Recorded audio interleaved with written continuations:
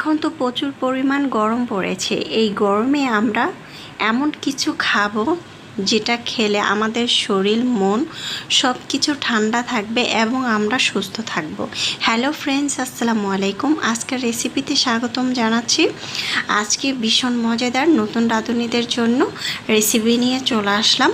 প্রথমে একটি প্যানের মধ্যে আগে থেকে পানি বসিয়ে রেখেছিলাম। পানিটা গরম হয়েছে। 1 কাপ ডাল আগে থেকে ভিজিয়ে রেখেছিলাম, এখন ধুয়ে দিয়ে দিলাম। এখন এটা সিদ্ধ হতে রেখে দিলাম। এখানে আমি এই তো ডালটা সিদ্ধ হয়ে গিয়েছে 80%-এর মতো। এখানে হাফ চামচ হলুদের গুঁড়া দিয়ে দিচ্ছি, আর আগে থেকে তেজপাতা দিয়েছি 1টির মতো। তারপর এখানে কিছুটা পেঁয়াজ কুচি, রসুন কুচি, আদা বাটা, রসুন বাটা, হাফ চামচ করে কিছুটা কাঁচামরিচ, ধনিয়ার গুঁড়া, জিরার গুঁড়া এখানে হাফ চামচ করে দিব। দিয়ে তারপর ডালটা ভালো করে সিদ্ধ করে নিয়েছি। এখন দিয়ে দিচ্ছি আমি আজকে তৈরি করছি লাউ ডাল। লাউ ডালটা এভাবে তৈরি করলে বাসার সবাই অনেক বেশি পছন্দ করবে, বাচ্চা থেকে বড় সবাই। লাউগুলো ধুয়ে প্রথমে ছিলকাটাকে ফেলে দিয়েছি, তারপরে ধুয়ে নিয়েছি, তারপরে কেটে নিয়েছি। এভাবে যদি কাটেন তাহলে লাউয়ের পানিটা অল্প উঠবে, বেশি পরিমাণে উঠবে না। এখন পরিমাণ মতো লবণ দিয়ে দিলাম। লবণটা দেওয়ার পরে একটু নেড়ে চেড়ে উল্টিয়ে পাল্টিয়ে তারপর আমি ঢাকনা দিয়ে ঢেকে 2 থেকে 3 মিনিট রাখবো।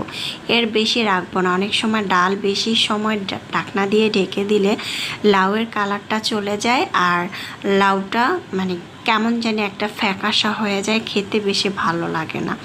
ঢাকনা দিয়ে 2 থেকে 3 মিনিট রেখেছিলাম। দেখতে পাচ্ছেন লাউটা খুব ভালো করে সিদ্ধ হয়েছে এবং অনেকটা পানি উঠেছে। পানিটা চুলার আঁচ বাড়িয়ে দিয়ে কমিয়ে নিব, একদম মাখা মাখা করে নিব। দেখতে পাচ্ছেন আর কালারটাও খুব সুন্দর আসছে।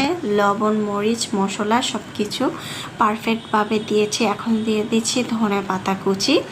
ধনেপাতা কুচি এখানে প্রায় আধা কাপের মতো দিয়েছি। দিয়ে একটু নেড়ে চেড়ে উল্টে পাল্টে দিচ্ছি। অবশ্যই বাসায় যদি ভাজা জিরার গুঁড়া থাকে সেক্ষেত্রে এখানে অ্যাড করতে পারেন। আজকের রেসিপিটা হচ্ছে যারা নতুন রাঁধুনি তাদের জন্য, কারণ এখন যে পরিমাণ গরম পড়েছে, এই গরমের ভিতরে যদি এই মজাদার লাউটা থাকে তাহলে কিন্তু মানে শরীর মন প্রাণ সব কিছু ঠান্ডা থাকে। আর এই লাউ ডালটা খেলে কিন্তু আপনার কাছে ফিল আসবে যে গরম নাই। সত্যি আমার বাসায় আমি তৈরি করেছি, এরকমই লেগেছিল। এখন আমি এখানে দিয়ে দেব ফোড়ন। আগে থেকে পেঁয়াজ, রসুন, শুকনো মরিচ একটু গুঁড়া করে ভেজে নিয়েছি, সেটা দিয়ে দিচ্ছি। আর এটার মধ্যে যদি আপনি একটু স্বাদ বাড়াতে চান সেক্ষেত্রে 1 চিমটির মতো আস্ত পাঁচফোড়ন অথবা সরিষা অ্যাড করতে পারেন। তাহলে এই লাউ ডাল থেকে এত সুন্দর ফ্লেভার আসবে, আপনি এক বাড়িতে রান্না করেছেন আরেক বাড়িতে ফ্লেভার চলে যাবে। যাই হোক, আলহামদুলিল্লাহ খুবই মজা হয়েছিল। টিপসটা অবশ্যই মনে রাখবেন। এখন আমি বাটিতে পরিবেশন করে নিয়েছি। মাশাআল্লাহ, দেখতে যেমন সুন্দর হয়েছে, খেতে কিন্তু দারুণ মজা হয়েছে। চাইলে ট্রাই করতে পারেন।